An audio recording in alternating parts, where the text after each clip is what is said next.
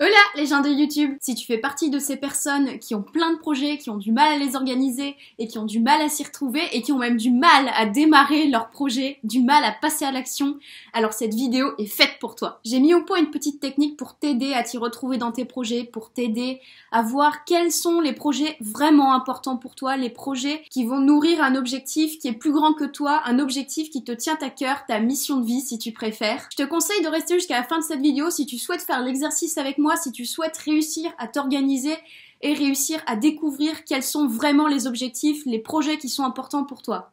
On est parti.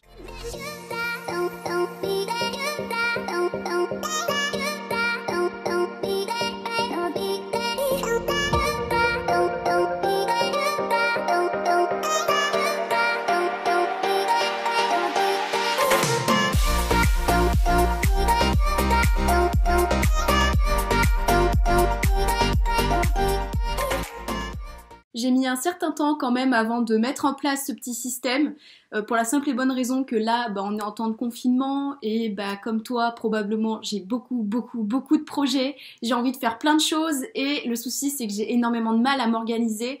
La liste des projets que j'ai envie de faire s'accumule comme la liste des bouquins que j'ai envie de lire.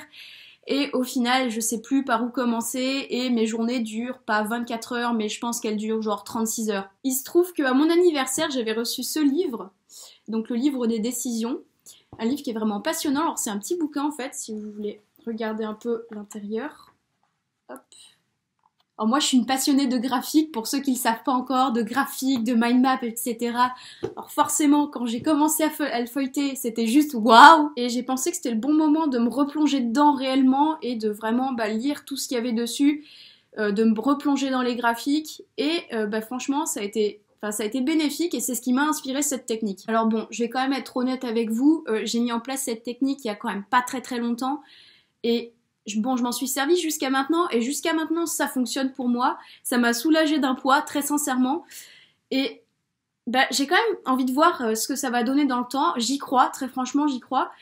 Mais essayez et après dites-moi dans les commentaires si déjà sur le moment ça vous apporte quelque chose à court terme et sur long terme ce que ça vous apporte aussi. Très sincèrement j'ai envie de savoir si ça fonctionne pour vous. Et on n'oublie pas quelque chose, c'est que même si cette technique c'est basée sur des faits réels, des faits assez objectifs qui peuvent être parfois un peu pessimistes, on n'oublie pas de rêver, on n'oublie pas qu'à la base on a des rêves, on a plein d'envies et si on a des projets qu'on veut faire, pensez quand même à les noter quelque part, même s'il y a des projets que vous réalisez pas ou alors pas tout de suite, rien ne vous empêche de les noter, rien ne vous empêche de les dire. C'est toujours bon, ça fait du bien.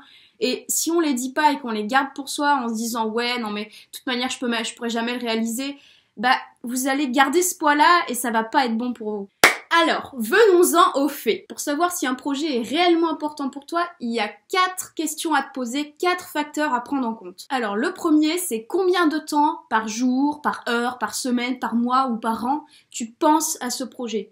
Combien de temps tu l'as dans la tête? Que ce soit le fait de penser à comment tu vas le mettre en place, comment tu vas le réaliser ou penser au résultat. Et note aussi à quel moment de la journée tu y penses. Est-ce que tu en rêves la nuit? Est-ce que tu y penses le soir avant de te coucher?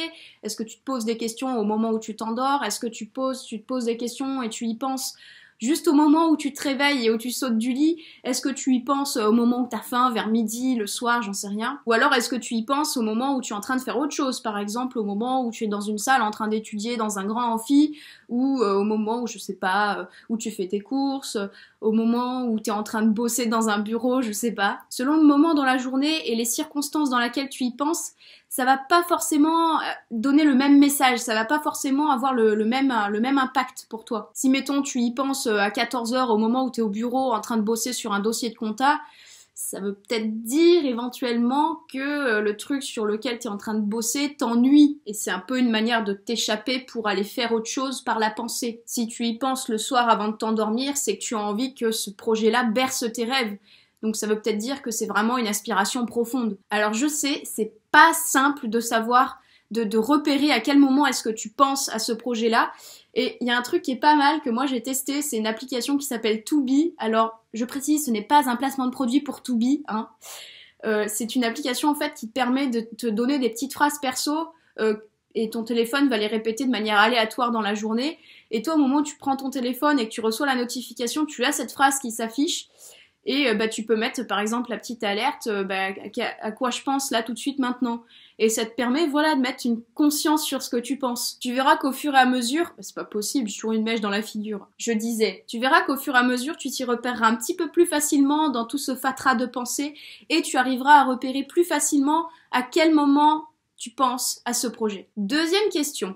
Combien de temps tu es prêt à consacrer à ce projet? Alors si c'est un projet que tu n'as pas encore amorcé, c'est combien de temps toi dans ta tête tu penses être prêt à consacrer à ce projet? Si c'est un projet que tu as déjà commencé, combien de temps dans les faits tu y consacres déjà? C'est sûr que si tu y consacres 3 heures par jour, ça va pas être forcément la même importance que si tu y consacres 3 heures par semaine ou 3 heures par mois. Pour vous donner un exemple, je travaille sur un projet d'écriture. En fait, je suis en train d'écrire un livre pour les artistes.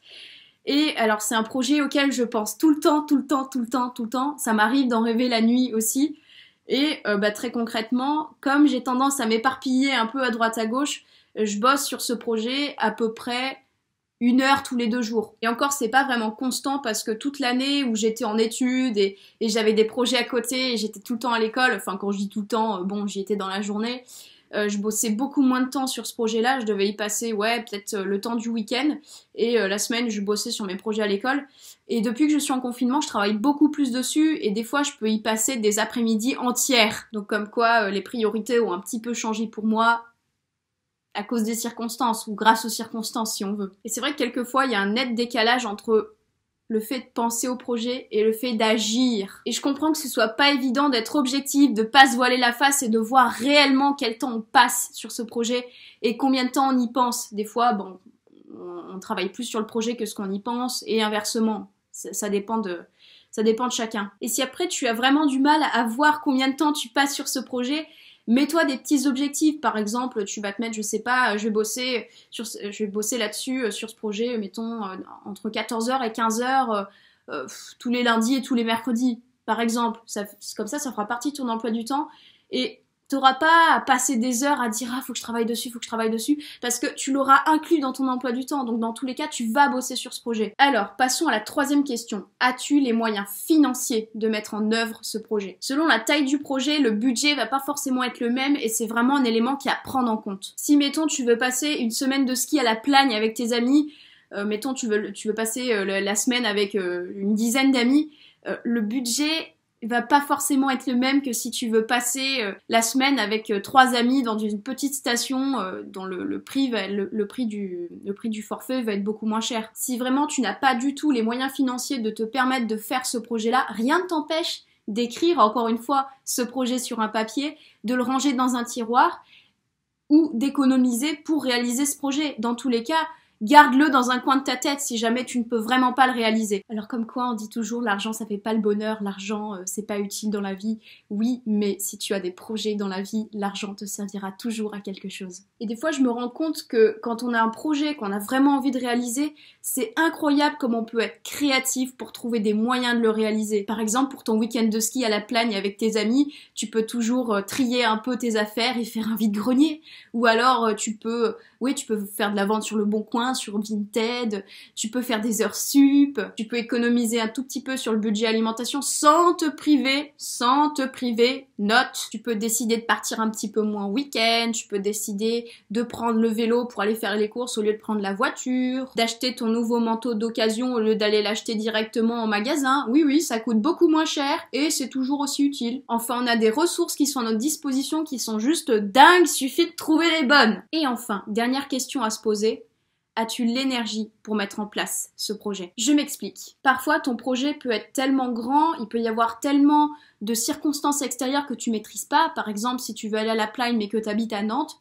Oui, non, je dis pas ça parce que je suis à Nantes là tout de suite. Hein. Non, j'ai choisi la ville complètement au hasard, faut pas croire. Enfin, il y aura des billets de train à prendre, faudra bien choisir tes dates pour que les trains soient pas bondés, trouver le meilleur prix. Va falloir, si t'as des skis, va falloir trimballer les skis dans les bagages, ou alors va falloir prendre en compte la location. Et tout ça, c'est de l'organisation. Va falloir contacter tes amis aussi. Va falloir tout prendre en main si jamais tes amis sont un peu ouais, un peu passif, va falloir leur dire les choses. Et tout ça, ça va être un investissement pas seulement en argent, mais aussi en énergie. Et des fois, faut être réaliste, des fois, t'es trop fatigué pour faire les choses, tu te sens pas de faire les choses tout seul, t'as pas l'énergie pour ça. Là encore, il y a des solutions où vous pouvez toujours, si vous voulez aller à la Plagne, j'adore cet exemple, j'ai pas fait assez de ski cet hiver, et franchement, j'adore cet exemple. Je sais pas, avoir avec un ou deux de tes amis qui sont aussi à fond dans le projet pour vous répartir les tâches à droite à gauche, comme ça te fait un poids en moins à porter et tu peux dormir sur tes deux oreilles, tes amis aussi prennent en charge le truc. Quel que soit le projet, même si c'est un truc vraiment qui te tient à cœur mais qui est vraiment juste énormissime et c'est vraiment quelque chose de très très lourd à porter pour toi tout seul, t'es jamais tout seul. Il y a toujours des gens autour de toi, ça peut être des amis, ça peut être ta famille, ça peut être des gens qui sont qualifiés pour faire, je sais pas, la tâche que t'as à faire mais qui est vraiment trop compliquée à faire pour toi. Tu peux demander autour de toi à t'aider à faire les choses. T'es jamais tout seul. Et même si les gens te disent non sur le moment, tu peux toujours trouver d'autres personnes. C'est pas grave. Mais si tu n'arrives pas à trouver de solution ou que tu n'as pas spécialement envie de trouver une solution à ça, c'est peut-être que le projet est pas assez important pour toi. Enfin voilà, j'ai quand même voulu vous résumer tout ça, toutes ces petites questions à travers un graphique que voici. Donc en axe vertical, on a plus tout ce qui touche à l'esprit, enfin à vraiment le temps et la pensée que tu consacres au projet, donc la question 1 et la question 2. Et en axe horizontal, on a les moyens qui sont disponibles pour toi pour la mise en œuvre, donc les moyens matériels, les questions 3 et 4, l'argent et l'énergie que tu as. Donc je tiens à préciser quand même que sur ce graphique, les 4 projets qui ont été mis, c'est pas des projets, c'est pas forcément mes projets à moi, ça peut être les projets de n'importe qui. Il suffit juste de remplacer ce qui est écrit. Non, c'est pas forcément mes projets qui sont écrits. Toute ressemblance avec la vie réelle de quelqu'un serait fortuite. Si ce graphique te parle, je ne mets aucun droit dessus. Tu peux, alors moi je suis sur Mac, mais tu peux mettre en pause la vidéo, appuyer sur Shift, Commande 3 et faire un screen de l'écran et garder dans tes papiers ou imprimer ou comme tu veux ce graphique. C'est pour toi, c'est ton exercice, c'est pour toi. Tu as le droit d'en faire ce que tu veux et le remanier à ta manière. Je t'en donne le droit. Avant de quitter cette vidéo, quitte-la pas tout de suite s'il te plaît, j'ai une petite question à te poser. Est-ce que toi aussi, tu as des astuces pour réussir à t'organiser dans tes projets? Parce que ce que je vous ai donné, c'est une astuce, c'est mon astuce, c'est une astuce parmi tant d'autres, mais je sais qu'il y en a plein. Et j'ai envie que tu me dises en commentaire quelle est ton astuce à toi si tu en as une, que tu la partages avec nous autres, alors que ce soit moi ou que ce soit les autres personnes qui liront le commentaire peut-être. Franchement, j'ai envie de voir, j'ai envie de savoir, donc dis-moi, je suis curieuse. Voilà, cette vidéo est à présent terminée. Si elle t'a plu, n'hésite pas à mettre un petit pouce bleu. Tu peux toujours mettre un petit pouce rouge si elle ne t'a pas plu. Après, tu fais comme tu veux. Si tu penses que cette vidéo peut inspirer des personnes autour de toi, tu peux partager cette vidéo, bien évidemment. Tu peux aussi t'abonner à cette chaîne YouTube. Tu cliques sur s'abonner et tu cliques sur la cloche pour recevoir les notifications dès qu'une nouvelle vidéo sort. Je ne l'ai pas forcément précisé depuis le début, mais jusqu'à la fin du confinement, j'ai un challenge. Je dois faire une vidéo par jour. À la base, c'était censé être jusqu'au 15 avril, mais je vous avoue que ça commence à faire long. Donc tous les jours à 18 h, une nouvelle vidéo sort jusqu'à la fin du confinement. Après, en principe, ce sera une vidéo, je pense, peut-être tous les lundis ou tous les mercredis, pour reprendre l'exemple du début de la vidéo. Enfin bref, je pense que ce sera 1 à 2 vidéos par semaine. Comme d'habitude, je te laisse mes réseaux sociaux juste ici et en barre d'infos. Mon Instagram @meatboxworld et mon Facebook Alban Canard Plastique. Tu peux aussi, si tu le souhaites, t'abonner à ma newsletter pour recevoir des petits commentaires créatifs, des petites réflexions ou recevoir une vidéo importante de cette chaîne YouTube lorsqu'elle sort. Sur ce, je te dis à bientôt et je te fais de gros bisous. Gros cœur sur toi. Il y a encore du progrès à faire pour les cœurs, Ah là là.